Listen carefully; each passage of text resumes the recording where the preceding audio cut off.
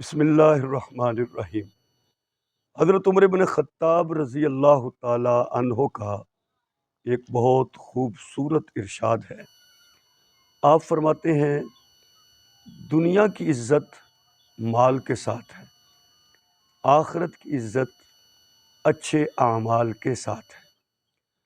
ہم دنیا میں عزت تلاش کرتے ہیں، کوئی بہت بڑا ذمہ دار ہے، وہ ذمہ دارے میں عزت تلاش کرتا ہے۔ کسی نے بہت بڑی کوٹھی بنا لی ہے، کوئی بہت بڑا افسر ہے، اسے افسری میں عزت نظر آتی ہے۔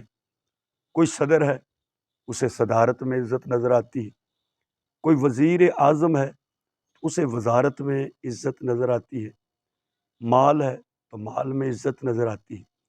لیکن حضرت عمر ابن خطاب رضی اللہ تعالیٰ عنہ اصل میں ہمیں مسئلہ سمجھا رہے ہیں کہ دنیا فانی ہے، ختم ہو جانی ہے۔ کتنے سال انسان دنیا میں رہے گا؟ تو دنیا کی عزت تلاش مت کرو، جو کبھی ختم نہیں ہونی وہ آخرت ہے۔ وہ آخرت کی عزت تلاش کرو۔ تو آخرت کی عزت کیسے تلاش ہوگی؟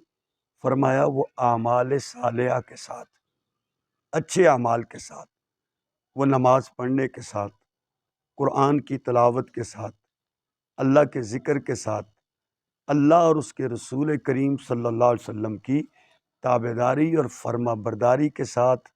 یہ اس انداز میں انسان زندگی گزارے گا تو دنیا کی عزت بھی اللہ اس کو عطا کرے گا اور آخرت کی عزت بھی اللہ اس کو عطا کرے گا۔